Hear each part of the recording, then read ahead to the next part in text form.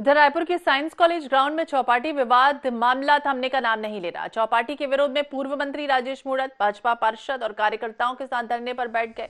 इसे लेकर राजेश मूणत ने कहा कि मास्टर प्लान के नियमों के खिलाफ चौपाटी का निर्माण हो रहा है। भाजपा अवैध निर्माण के खिलाफ कोर्ट में आवेदन भी दे चुकी है। अगर जरूरत पड़ी तो हाई कोर्ट और सुप्रीम कोर्ट भी भाजपा जाएगी।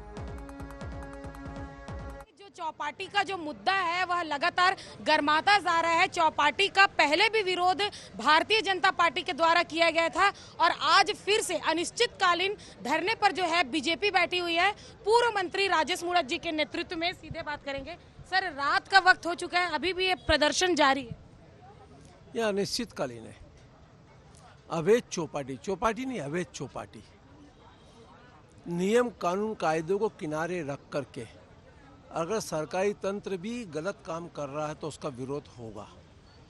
ये जो क्षेत्र है, यह क्षेत्र खेल विभाग के अधीन है। एजुकेशन पर्पज के लिए ये आरक्षित क्षेत्र है। इसमें कोई भी स्थायी निर्माण नहीं कर सकते हैं। Town and country planning act के तहत स्पष्ट प्रावधान है। उसके बाद में भी अधिकारियों ने लोगों को गलत जानकारी दे करके यह एरिया जो है ये एडीबी एरिया में भी नहीं आता जिसमें प्रधानमंत्री स्मार्ट सिटी योजना का पैसा खर्च हो सके। गलत जानकारी, गलत तथ्य। और जहाँ एजुकेशन हब है, उस एजुकेशन हब के अंदर देश में कहीं चौपाटी नहीं है साहब। यहाँ पर रविशंकर विश्वविद्यालय है, साइंस कॉलेज है, आयुर्वेदिक कॉलेज है, एनआईटी है, संस्कृत महाविद्यालय है, यहाँ पर इंडोर स्टेडियम है, आउटडोर स्टेडियम है, खेल का ग्राउंड है और रायपुर शहर का सबसे बड़ा एक ही ग्राउंड बचा है जहाँ पर राजनीतिक, पॉलिटिकल या सरकारी कार्यक्रम भी यहीं संपन्न होते हैं। इस सब चीज़ों को बर्बाद करने का जो ये ठेका लेकर के सरकार काम कर रही है और हम इसको कभी चौपाटी या इस शहर के नशीले पदार्थों का अड्डा नहीं बनने देंगे। अवैध चौपाटी का नाम भारतीय जनता पार्टी ने इसे दिया है। इससे पहले भी धरने किए गए थे, एवज में स्काई वॉक का मुद्दा उठाया गया। लेकिन आज जिस तरीके से पोस्टर में आप पीछे देख रहे हैं, अनिश्चितकालीन धरना यहाँ पर साफ तौर पर लिखा हुआ है और राजेश मूणत जी के नेतृत्व में भारतीय जनता पार्टी के पार्षद दल जो है वह यहाँ पर बैठे हुए। लगातार सियासत गर्माती नजर आ रही है। कैमरामैन रिजवान कुरैशी के साथ मोनिका दुबे, INS 24/7 रायपुर। और रायपुर से बड़ी खबर आपको बता दें, जहां एजुकेशन हब में चौपाटी का विरोध लगातार जारी है। कार्यकर्ताओं के साथ धरने पर बैठे हैं पूर्व मंत्री राजेश मूणत। चौपाटी हटाने तक 2400 घंटे भाजपा कार्यकर्ता डटे रहेंगे। चौपाटी के विरोध में सड़क से लेकर अदालत तक की लड़ाई लड़ेंगे।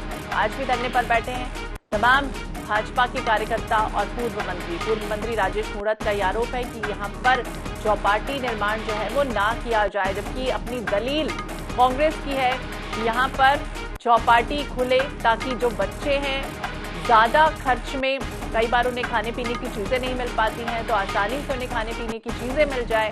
तो अपनी अपनी दोनों की दलीलें हैं। लेकिन जिस तरह से पूर्व मंत्री राजेश मूणत यहाँ पर लगातार धरने पर बैठे हैं, विरोध प्रदर्शन लगातार जारी है, कार्यकर्ताओं के साथ विरोध प्रदर्शन करते हुए नजर आए। देर रात की भी तस्वीर हमने आपको दिखाई थी कि किस तरह से पूर्व मंत्री राजेश मूणत जो है वो लगातार धरना दे रहे हैं और ये कह रहे हैं कि इस इलाके में चौपाटी ना बनाई जाए और इस इलाके में हम युवाओं को इसकी जद में आने नहीं देंगे। नशीला जो अवैध यहाँ पर काम चलेगा उसकी जद में हम युवाओं को बचाना चाहते हैं।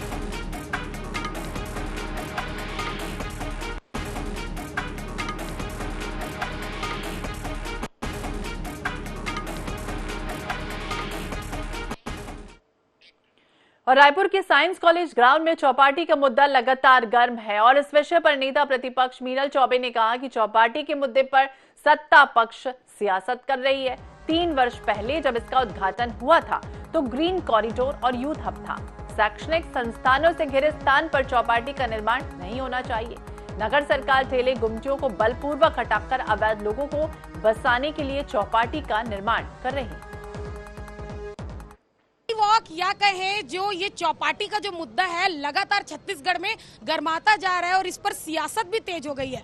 पीछे का दृश्य मैं आपको दिखा दूं, राजेश मूणत जी के नेतृत्व में आज बीजेपी के पार्षद दल समेत जो भारतीय जनता पार्टी ने अनिश्चितकालीन धरना के नाम पर राजधानी रायपुर में हल्ला बोला है और इस वक्त आधी रात को भी वो बैठे हुए हैं, धरने पर लगातार डटे हुए हैं और पूरी रात बैठने की बात कर रहे हैं। हमारे साथ नेता प्रतिपक्ष मीनल चौबे जी हैं, उनसे भी बात करेंगे। स्काई वॉक का मुद्दा कांग्रेस पार्षद दल ने उठाया, आप लोगों ने उठाया था पहले जो निगम का मुद्दा, अब चौपाटी का क्या कहें? देखिए, चौपाटी का जो विषय है उसमें जो सत्ता पक्ष है वो सियासत कर रही है।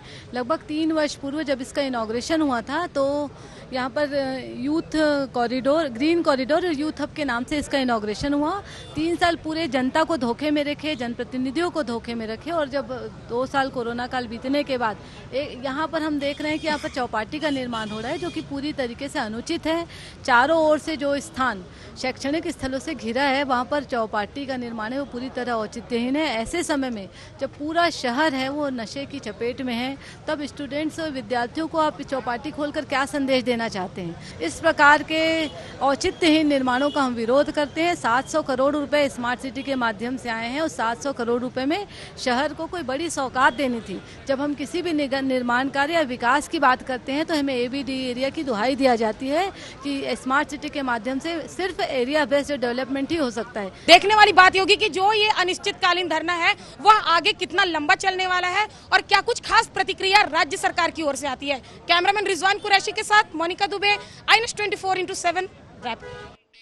तो सत्ता पक्ष चाहता है कि चौपाटी का निर्माण हो जाए, बच्चों को अच्छी अच्छी चीजें मिल जाए कम रेट में, तो वहीं विपक्ष की भी अपनी दलील है। उनका कहना है कि एजुकेशन हब है और इस बीच यहाँ पर चौपाटी का निर्माण कहीं ना कहीं औचित्यहीन। अब देखना होगा इस चौपाटी के निर्माण के विरोध में जिस तरह से बीजेपी धरना प्रदर्शन कर रही है पूर्व मंत्री के साथ, क्या कुछ होता है।